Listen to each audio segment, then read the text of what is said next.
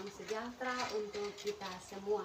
Perkenalkan, nama saya Maria Yunita Maisan, peserta PPG dalam jabatan tahun 2025 dengan nomor peserta 503 115 881 00001 dengan nomor induk mahasiswa 2586 9051 313. Program studi pendidikan agama Katolik di Sekolah Tinggi Katolik Santo Yakobus Merauke.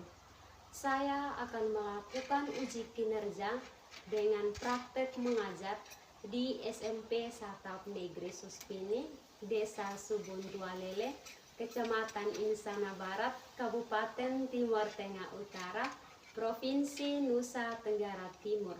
Kelas 7 dengan materi Aku Memiliki Kemampuan. Demikian video pembelajaran. Siap.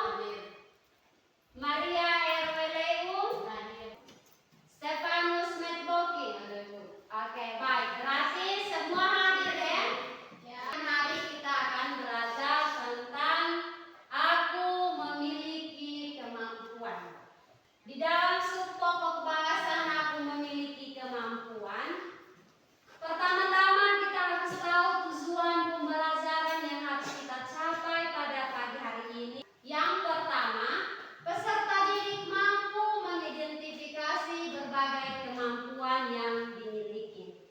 Yang kedua, peserta didik mampu mengembangkan rasa syukur atas kemampuan yang diberikan Tuhan berdasarkan kitab suci. Dan yang ketiga, peserta didik menyadari bahwa setiap orang diciptakan dengan kemampuan yang berbeda, namun sama berharganya di mata Tuhan, serta adik-adik dapat menunjukkan sikap cinta, kerjasama, dan saling menghargai kemampuan orang lain. Setelah kita tahu tujuan pembelajaran, kita juga harus tahu capaian pembelajaran kita pada hari ini. Di sini pertama,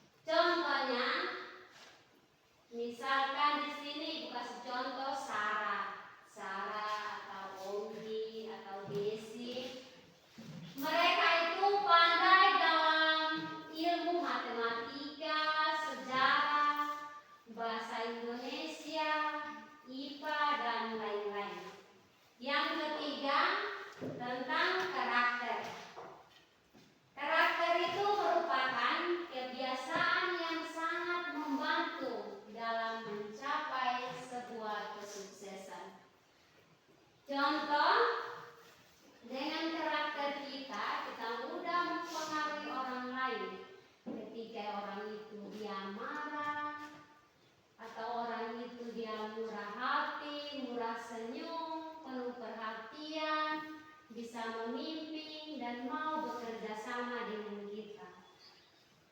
Kalau kau karakter baik, berarti orang akan baik dengan kita. Karakter. Nah, dari antara bakat, kepandaian, dan karakter, ada yang belum paham? Sudah. Kita lanjut. Yang keempat, potensi. Potensi merupakan hal-hal yang dimiliki atau terdapat dalam diri yang bila dilatih dan dikembangkan dapat menjadi modal meraih sukses. Contohnya, tubuh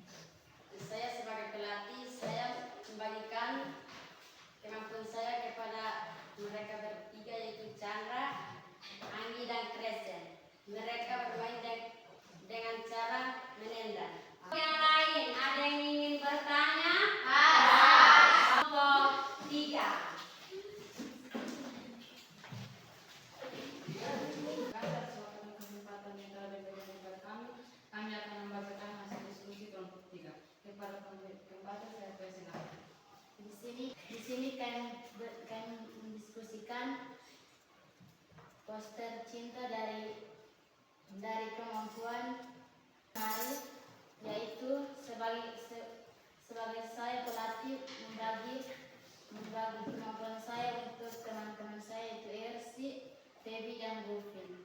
Oke. Tepuk tangan dulu. Berarti adik-adik sekalian sudah paham dan sudah tahu, dari setiap pribadi sudah mengetahui kemampuan apa yang adik-adik miliki. Contoh kemampuan di dalam kelompok mereka itu dengan kemampuan menyanyi. Dari poster tersebut, di situ mereka mengambil salah satu contoh Sarah sebagai pelatih dengan membagikan kemampuan menyanyinya kepada teman-teman yang lain. Top 2. Kemampuan yang mereka pilih itu kemampuan bermain bola kaki. Dengan Ongki sebagai pelatih atau Ongki sebagai guru olahraga, ia melatih Kresen, Anggi, dan Chandra tentang apa yang dia tahu tentang kemampuan bermain bola. Terlepas dari kelompoknya Ongki, tidak kalah juga dengan kelompoknya Gofin. Yang mereka pilih dari berbagai macam kemampuan, mereka lebih suka dengan menari. Di situ mereka berembuk, di mana Gofin sebagai pelatih menari. Dia melatih teman-temannya. Dari kesimpulan yang Ibu buat, kira-kira ada yang belum paham tentang macam-macam kemampuan? Paham? Oke. Baik, adik-adik, sebelum kita lanjut lagi, Ibu minta adik-adik semua berdiri. Setelah berdiri, Ibu minta satu orang untuk pimpin kita ice breaking, supaya kita semangat dulu. Tepuk semangat. Ding ding ding, dung dung dung, sen, aha aha,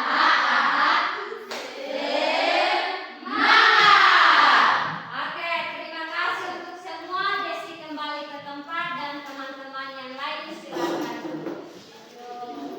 Adik, setelah kita mengidentifikasi kemampuan serta macam-macam kemampuan yang ada dalam diri kita, di sini kita masuk ke yang kedua. Menuntun peserta didik harus mampu menggunakan kemampuannya sebagai wujud syukur kepada Allah dan tanda cinta terhadap sesama berdasarkan kitab suci. Adik-adik sekalian, di sini Ibu ada sebuah video untuk adik-adik nonton. Suatu hari, Yesus mengajar para muridnya tentang kerajaan surga melalui perumpamaan. Ia menceritakan tentang seorang tuan yang hendak bepergian jauh dan mempercayakan harta miliknya kepada para hambanya. Kisahnya dimulai seperti ini. Kerajaan surga itu seumpama seorang tuan yang akan bepergian ke negeri yang jauh. Sebelum pergi, ia memanggil hamba-hambanya dan mempercayakan harta miliknya kepada mereka. Tuan yang kaya berdiri di depan 3 hambanya sambil menyerahkan sejumlah uang yang disebut talenta. Di sekeliling mereka ada rumah besar dan halaman luas yang menunjukkan kekayaan tuan tersebut. Tuan itu memberi 5 talenta kepada hamba yang pertama, 2 talenta kepada hamba yang kedua, dan 1 talenta kepada hamba yang ketiga. Ia memberikan talenta sesuai kemampuan masing-masing. Hamba yang pertama segera pergi dan menginvestasikan 5 talenta yang diterimanya. Ia bekerja keras dan menghasilkan 5 talenta lagi. Hamba yang kedua juga pergi dan mengusahakan talenta yang diterimanya. Ia berhasil menggandakan talenta itu menjadi 2 lagi. Hamba ketiga berdiri di halaman rumah dengan wajah ragu. Ia memandangi 1 talenta di tangannya lalu memilih menggali lubang di tanah untuk menyembunyikan talenta itu Hal ini karena ia takut jika talenta itu hilang daripadanya. Setelah lama bepergian, tuan itu kembali dan meminta pertanggungjawaban dari ketiga hambanya dan berkata, "Beritahukan kepadaku, bagaimana kalian menggunakan talenta yang kuberikan?" Hamba pertama maju dengan penuh percaya diri, membawa 5 talenta tambahan. Dia menyerahkannya kepada tuannya dengan rasa bangga dan senang serta berkata, "Tuan, talenta yang engkau percayakan kepadaku telah kulipat gandakan menjadi 10." Tuan itu sangat gembira dengan hamba pertama dan berkata, "Bagus sekali, engkau hamba yang baik dan setia. Karena engkau setia dalam perkara kecil, aku akan memberikan tanggung jawab yang lebih besar. Masuklah dan bergembiralah bersama tuanmu." Hamba kedua maju dengan 2 talenta tambahan.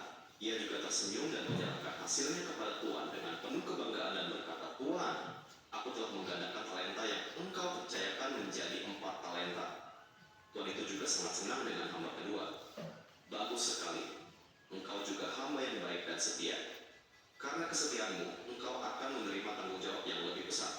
Masuklah dan bergembiralah bersama tuanmu." Hamba ketiga maju dengan wajah takut, membawa 1 talenta yang ia sembunyikan di tanah. "Tuan, aku tahu bahwa engkau adalah orang yang keras, yang menuai di tempat yang tidak engkau tabur. Karena itu, aku takut. Jadi aku menyembunyikan talenta ini di tanah." Tuan itu sangat kecewa dengan hamba ketiga yang tidak melakukan apapun dengan talentanya. Engkau hamba yang malas dan jahat. Jika engkau tahu bahwa aku menuai di tempat yang tidak kau tabur, seharusnya engkau menaruh uangku dan memungut dari tempat di mana aku tidak menanam. Karena itu sudah seharusnya uangku itu kau berikan kepada orang yang menjalankan uang, supaya sekembaliku aku menerimanya serta dengan bunganya. Hamba ketiga berjalan keluar dengan kepala tertunduk, merasa malu dan bersalah. Tuan itu kemudian mengambil talenta dari hamba ketiga dan memberikannya kepada hamba yang pertama. Setelah Yesus bercerita, ia kemudian, "Setiap orang yang mempunyai akan diberi lebih, tetapi siapa yang tidak mempunyai, bahkan yang ada padanya akan diambil." Perumpamaan ini mengajarkan kita untuk menggunakan setiap talenta, berkat, dan kesempatan yang Tuhan berikan dengan sebaik-baiknya. Tuhan ingin kita menjadi hamba yang setia, yang menghasilkan buah baginya, dan untuk kemuliaannya. Ada beberapa soal yang akan dibagi untuk diskusikan dalam kelompok.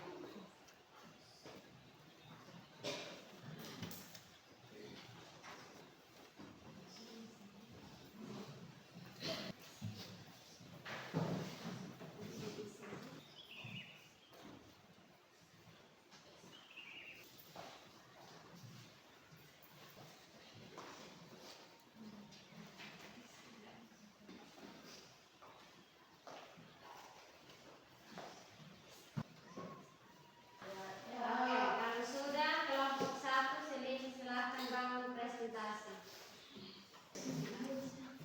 Terima kasih atas waktu dalam analisa Matius pasal 25 ayat 15-20. Pertama, jumlah talenta yang dipercaya. 5 talenta yang dilakukan setelah menerima talenta adalah menggadaikan atau menjalankan talenta itu. Hasil yang diperoleh adalah 5 talenta. Tanggapan atau kata-kata Tuhan yang memberi talenta adalah, "Karena engkau setia dalam tanggung jawab perkara kecil, maka aku akan memberikan tanggung jawab perkara besar." Sedangkan di dalam 2 talenta, sedangkan yang menerima 2 talenta, yang dilakukan setelah menerimanya talenta adalah sama juga seperti yang menerimanya talenta dan mengadakan talenta itu. Hasil yang diperoleh adalah 2 talenta. Dan tanggapan kata-kata Tuhan yang memberi talenta adalah, "Baik sekali menerima 1 talenta, menyembunyikan talenta itu di dalam lubang, dan hasil yang diperoleh tidak mendapatkan hasil." Maka tanggapan atau kata-kata Tuhan yang memberi talenta adalah, "Hai kamu hamba yang jahat dan malas." Kedua, mengapa Allah memberikan kemampuan yang berbeda kepada manusia?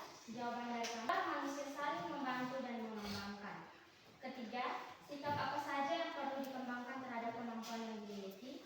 Sikap yang perlu dikembangkan adalah, pertama, rendah hati, kedua, bersyukur, ketiga, melatih dengan tekun, disiplin, dan tekad yang kuat, dan keempat, bersedia mengamalkan kemampuan dan menyertakan Tuhan dalam mengembangkannya. Nomor 4, faktor apa saja yang dapat menghambat upaya dalam mengembangkan kemampuan? Faktor yang dapat menghambat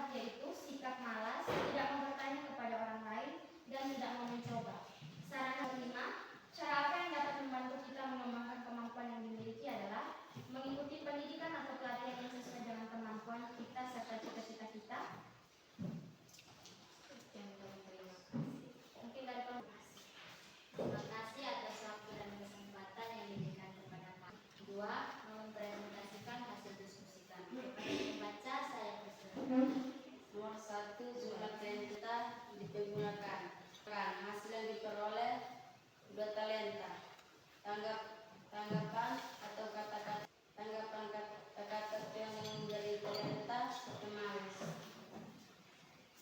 Nomor 2, mengapa Allah memberikan kemampuan yang berbeda kepada manusia? Allah menghendaki agar kemampuan yang telah dianugerahkan dapat dikembangkan demi kesejahteraan, kebahagiaan, dan untuk menyanyi sesama. 3, sikap apa saja yang perlu dikembangkan terhadap kemampuan dimiliki. Melatih dengan tekun, disiplin, dan tekad yang kuat. 4, faktor apa saja yang dapat mengembangkan upaya dalam mengembangkan kemampuan. Sikap malas, tidak mau bertanya pada orang lain. Saranan dan persaranan, gaya kurangnya dengan orang tua dan teman. 5, cara apa yang dapat membantu kita mengembangkan kemampuan dimiliki. Belajar dengan cara melihat orang yang ahli di Teman-teman yang biasanya waktu dan kesempatan kami berikan. Oke, tepuk tangan untuk kelompok 2.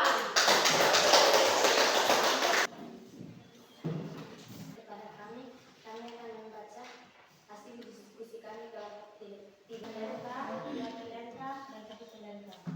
Yang dilakukan setelah menerima talenta, menggali lubang dan sembunyikan. Hasil yang diperoleh 5 talenta, 2 talenta, tanggapan atau kata-kata Tuhan yang memberi talenta, baik dan setia. Nomor 2, mengapa Allah memberikan kemampuan yang berbeda kepada manusia? Jawaban, setiap orang sudah dianugerahi kemampuan oleh Allah walaupun dalam kadar dan jumlah yang berbeda. Perbedaan itu sejak semula dikehendaki Allah agar manusia saling membantu dan mengembangkan. Nomor 3, sikap apa saja yang perlu dikembangkan terhadap kemampuan yang dimiliki. Jawaban, sikap yang perlu dikembangkan terhadap kemampuan yang dimiliki yaitu rendah hati, bersyukur, melatih dan tekun, disiplin dan tekad yang kuat, bersedia mengamalkan kemampuan, menyertakan Tuhan dan mengembangkannya. Nomor 4, faktor apa saja yang dapat menghambat upaya dalam mengembangkan kemampuan? Jawaban, faktor-faktor yang dapat menghambat upaya mengembangkan kemampuan yaitu sikap malas, tidak mau bertanya pada orang lain, tidak mau mencoba, saranan dan perasaan, biaya, kekurangan dukungan dari orang tua, kurangnya dukungan teman. Nomor 5, cara apa yang dapat membantu kita mengembangkan kemampuan yang dimiliki? Jawaban, mengikuti pendidikan atau pelatihan sesuai dengan kemampuan serta cita-cita atau dengan membaca berbagai sumber informasi yang sesuai dengan kemampuan. Kepada teman-teman yang mau bertanya, saya persilahkan. Saya ingin menanyakan tentang pertanyaan nomor 5. Itu cara apa yang dapat membantu kita mengembangkan kemampuan yang dimiliki? Mengikuti pendidikan atau pelatihan sesuai dengan kemampuan serta cita-cita atau dengan membaca berbagai sumber informasi yang sesuai dengan kemampuan. Di dalam video tadi menjelaskan tentang talenta, di mana perumpamaan tentang talenta sebetulnya dipakai Yesus untuk menjelaskan tentang kerajaan Allah, yang mengandung pesan ajakan agar setiap orang bertanggung jawab terhadap kepercayaan yang sudah diberikan Allah kepada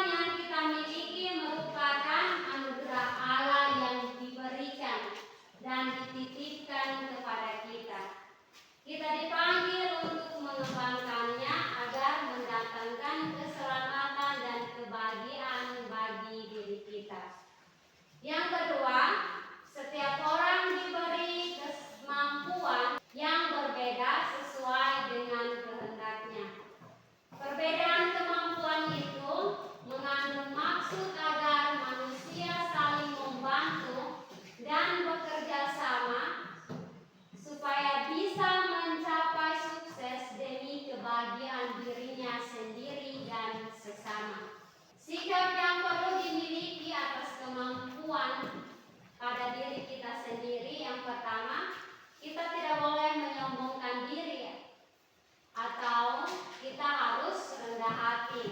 Yang kedua, kita tetap bersyukur. Yang ketiga,